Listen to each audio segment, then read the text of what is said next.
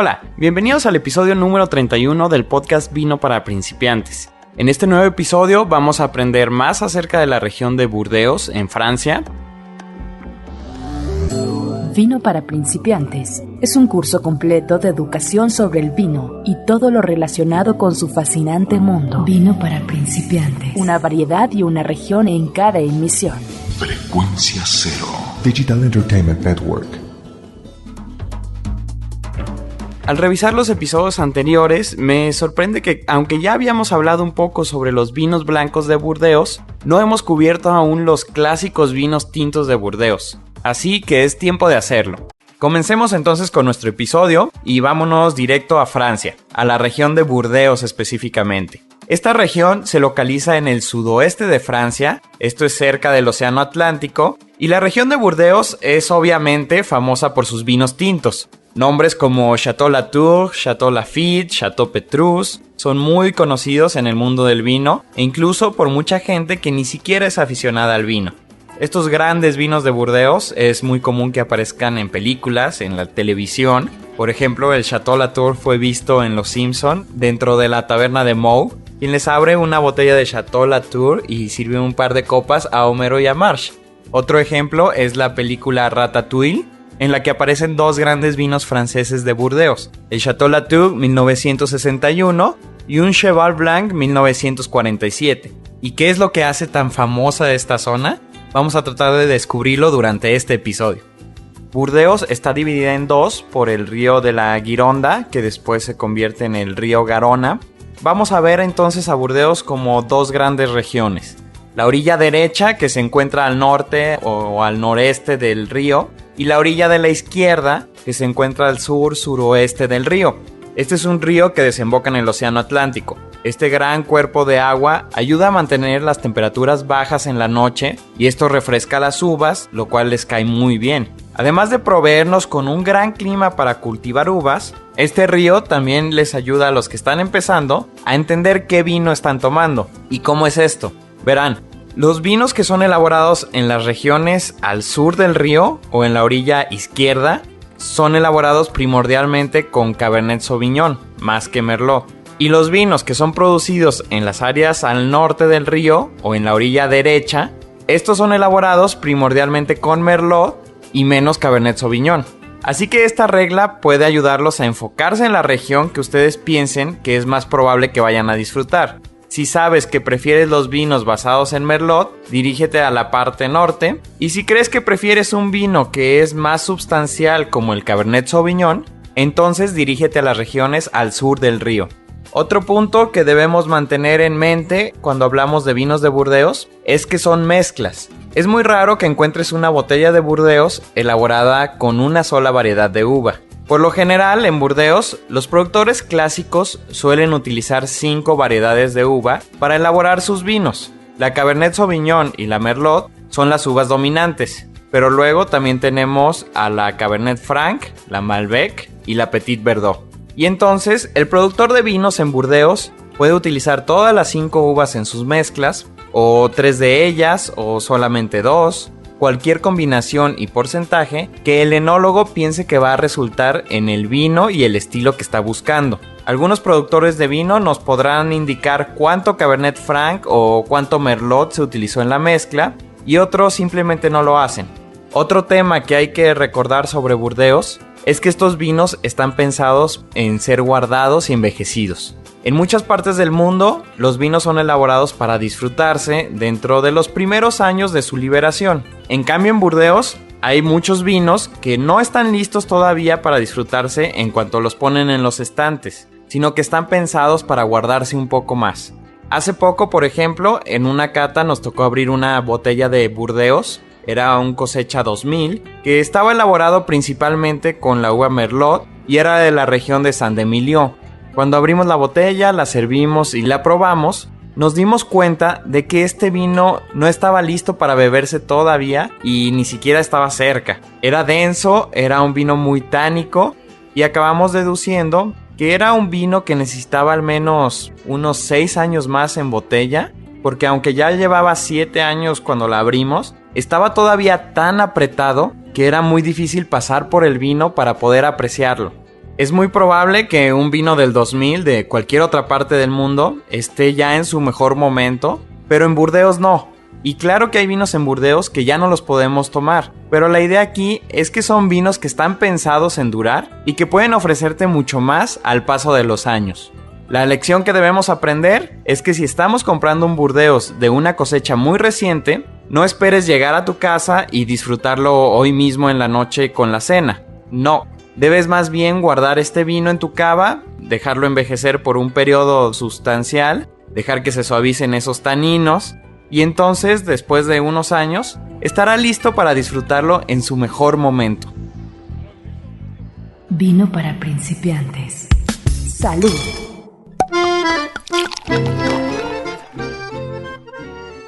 Cuando hablamos de Burdeos, este es uno de los temas más amplios en el mundo del vino y sobre todo por todo lo que representan sus vinos.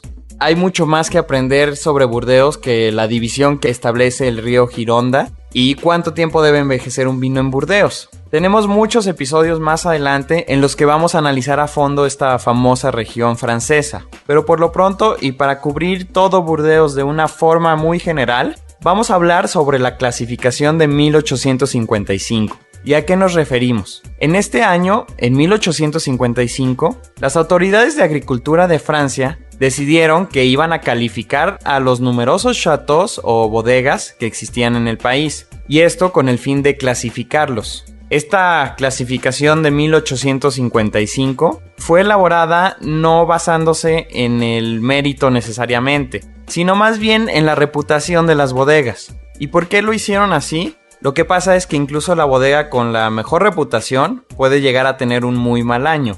Así que no tomaron la decisión basados en las mejores vides, las mejores uvas, la mejor cosecha de ese año o los mejores productores de vino, sino que se basó más bien en la historia de cada una de las bodegas.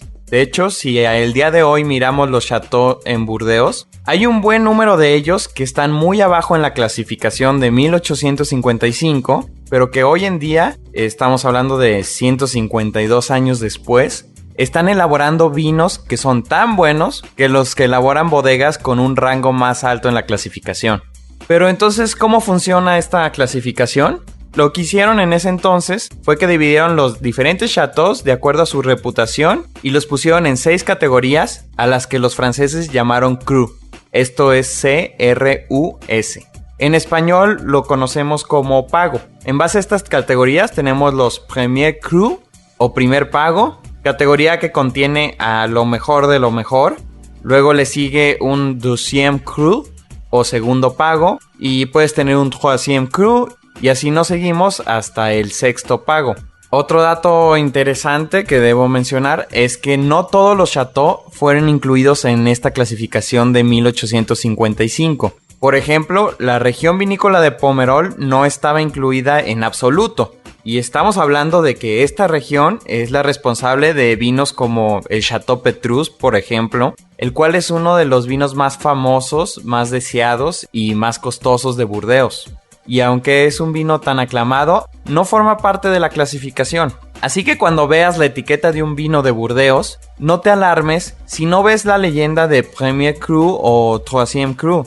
La clasificación de 1855 es de gran ayuda y nos da una buena idea de los vinos de Burdeos, pero no incluye a todos y recordemos que se elaboró ya hace algunos años. Así que hay que tomarla como una referencia muy útil, pero no como la verdad absoluta de los Burdeos de Francia. Casi 100 años después, en 1954, las mismas autoridades francesas decidieron que deberían introducir algunas clasificaciones más para intentar cubrir algunos de los chateaux que habían omitido en la clasificación previa. Y la que elaboraron en este año solo aplica a la región de Saint-Émilion. Esta clasificación establece lo que se llama los Grand Cru Classés. Y este grupo contiene 55 bodegas localizadas dentro de esta región. También introducen el término Premier Grand Cru Classé, que aplica solo para 13 bodegas. Y junto con esta clasificación tenemos algunas otras, como la de 1920 de Cru Bourgeois y la de 1959 para Grave. Pero no vamos a confundirte con tantas clasificaciones, así que quedémonos con la de 1855 y esta pequeña mención a la de 1954. La clasificación de 1855 ha sufrido tan solo una modificación en toda su historia. En 1973, Chateau Mouton Rocher subió al grado de Premier Cru. Originalmente, la etiqueta de Mouton Rocher llevaba la leyenda Premier ne puis, second ne daigné, Mouton suis. Primero, no puedo ser. Segundo, me niego a ser. Mouton soy. Al subir a Premier Cru, la leyenda en las botellas cambió por Premier je suis, second je fus, Mouton ne change. Primero soy, segundo fui, Mouton no cambia. La etiqueta de esta botella cambia cada año y entre los artistas que la han diseñado se encuentran Salvador Dalí, Jean Migot, Chagall, Kandinsky, Andy Warhol y Rufino Tamayo. Antes de seguir adelante, hay que regresar solo un momento y vamos a hablar de algunos de los chateaux que son parte de la clasificación más importante, es decir, la de 1855. Lo mejor de Burdeos está clasificado como Premier Cru y solo 5 bodegas alcanzaron esta mención. Chateau Lafite Rothschild, que está localizado en la región de Pauillac, Chateau Margaux, que se encuentra en la denominación de Margaux, Chateau Latour, también en Pauillac, Chateau Haut-Brion, que la encontramos en Graves, y finalmente Chateau Mouton Rocher, que también está en Pauillac. Como pudiste darte cuenta, la región de Pauillac parece ser la región dominante entre los grandes vinos de Francia. A estos 5 Premier Cru se les permite incluir las palabras Premier Cru en sus etiquetas, y no esperes encontrarlos en la tienda de la esquina o en el supermercado. Frecuentemente son vinos que cuestan más de $100 por botella y en grandes añadas pueden llevar precios de varios cientos de dólares, y si los llegaras a comprar en una subasta debes estar preparado para pagar mucho más dinero. Después de los primeros 5 chateaux que se clasifican como Premier Cru, el número de bodegas en los siguientes niveles es muy grande como para recordarlas todas, y puedo darte una lista aquí, pero aparte de que mi pronunciación en francés no es la mejor, para que lo guardes en tu memoria va a estar medio complicado y no va a ser de mucha ayuda. Así que lo que vamos a hacer es mejor poner la lista completa en la página del curso en www.vinoparaprincipiantes.com para que puedas entrar y conocer un poco más de estos vinos. Ahora vamos a cubrir otro sistema de clasificación en Burdeos, y este es similar al que se utiliza en otras partes del mundo, y me refiero a las denominaciones de origen o apelación.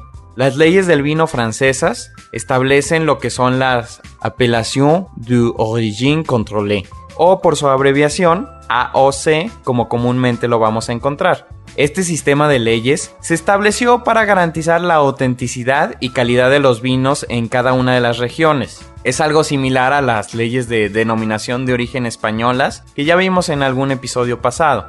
Hay que dejar muy en claro que la AOC no tiene nada que ver con ninguna de las clasificaciones de 1855 o de después. La AOC es simplemente un conjunto de leyes que regula que si estás elaborando un vino en cierta región, necesitas tener ciertos estándares de calidad. En Burdeos existen 57 denominaciones y algunas de ellas son muy bien conocidas y otras no tanto. Y otra vez, en vez de darles la lista de las 57 y saturarlos de información, les voy a poner la lista completa en la página, y lo que voy a hacer en este momento es cubrir algunas de las denominaciones más importantes y contarte un poco sobre ellas. Para empezar, te invito a que le eches un vistazo a un mapa de Burdeos. Ahí en la página voy a poner uno. Si quieres ir por tu mapa y regresar, adelante. Yo aquí te espero. Vino para principiantes. Salud. Ok, ya que tenemos nuestro mapa de Burdeos, veámoslo. Y comencemos en el lado oeste, al sur del río o estuario de la Gironda. Y aquí vamos a encontrar la primera gran denominación, la conocida como Médoc. El Cabernet Sauvignon se da muy bien en esta zona, así como en muchas otras a lo largo de la parte sur del río, donde los bancos de grava proporcionan un suelo cálido y bien drenado a las vides. Si nos alejamos de la costa, tierra adentro hacia el este, nos topamos con la denominación de Saint-Estèphe. y esta es una denominación que se localiza justo a un lado del río, con lo que se obtiene un clima muy fresco y agradable. Un poco más adelante, otra denominación que está a un lado del río es la de Pauillac, que como ya vimos es hogar de algunos de los vinos más famosos de Burdeos, el Château Lafite, el Château Latour y el Château Mouton Rothschild. Si seguimos adentrándonos en el territorio, llegamos a la próxima región, la cual es grande tanto en términos de tamaño como en términos de su reputación, y me refiero al Haut-Médoc, esto es H-A-U-T, Médoc. Y finalmente llegamos a la denominación de Margaux, donde se localiza el chateau del mismo nombre. Y a estas alturas hemos arribado a la ciudad de Burdeos. Y ahora lo que vamos a hacer es cruzar el río. Ya estando en este otro lado, vamos a encontrar un buen número de denominaciones, pero las más notables son dos, Saint-Émilion y Pomerol. En estas regiones, como todas las demás que se encuentran en el lado norte del río, la Merlot es la uva predominante en los vinos. Bueno, ya vimos un poco de la clasificación de 1855, sabemos cuáles son los vinos top de Burdeos, los Premier Cru. Tienes una idea ya de dónde están las regiones y de qué diferencia vas a encontrar de un lado y del otro del río. Y tal vez ya se te antojó un vinito francés. Espero que así sea. Entonces nos podemos preguntar, ¿cómo voy a seleccionar un vino de Burdeos? Supongamos que sales a comprar un vino, entras a tu tienda y ves docenas de posibles opciones. ¿Cómo le hago para escoger una? Bueno, mi consejo aquí es prácticamente el mismo que sería para cualquier otra región del mundo. No te compliques mucho tratando de escoger el vino correcto. Solo disfruta el vino que escojas. Primero hay que definir cuál es nuestro presupuesto y en base a esto escoger una botella que esté dentro de él. Para esta primera compra puedes separar a Burdeos en las dos grandes regiones que vimos, la región al sur del río Gironda y la región al norte, y con esto decidir qué vas a querer, un vino fuerte, muy estructurado como el Cabernet, o tal vez prefieras algo elaborado en su mayor parte por Merlot. Ya que escojas si quieres sur o norte o Cabernet o Merlot, vete por alguna de las regiones que ya vimos, escoge una botella que esté dentro de tu presupuesto y aprende un poco sobre este vino. Toma algunas notas, decide si te gusta ese estilo en particular y sigue explorando. En la página del curso voy a dejar una lista con algunas recomendaciones que pueden servirte como apoyo, pero siempre toma en cuenta que no hay un vino incorrecto. Todos los vinos que pruebes son una nueva experiencia y es la única forma de crear tu perfil y conocer lo que te gusta y lo que no te gusta. Si toda tu vida tomas Chateau Petrus de $2,000 la botella, pues tal vez va a ser muy agradable tu experiencia, pero va a ser muy limitada. Y lo interesante del vino es probar y probar nuevas cosas y disfrutar y sorprenderte con cada botella que abres a lo largo de tu vida. Un pequeño consejo que sí te puedo pasar cuando compres vinos de Burdeos es que te fijes en los segundos vinos de las bodegas. ¿Y a qué me refiero con este término? Como puedes imaginar, los productores de vino de los Premier Cru son muy delicados y selectivos con sus uvas y con las mezclas de vinos. Es muy común que los productores de vino tengan algunas sobras de uvas que no utilizaron en sus vinos primarios o en sus vinos estrella.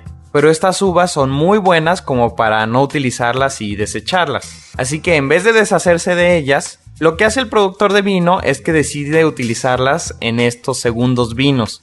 Estos vinos usualmente varían ligeramente el nombre con respecto al vino principal y siempre cuestan mucho menos. Es muy común que estos vinos sean casi tan buenos como los vinos primarios. E incluso yo diría que solo si tienes el vino Premier Cru y este otro vino en copas una al lado de la otra, solo así vas a ser capaz de realmente notar la diferencia. De otra manera, solo los más experimentados paladares serán capaces de ver la diferencia entre los dos. Así que busca botellas con nombres como Pavillon Rouge, que viene de Chateau Margaux.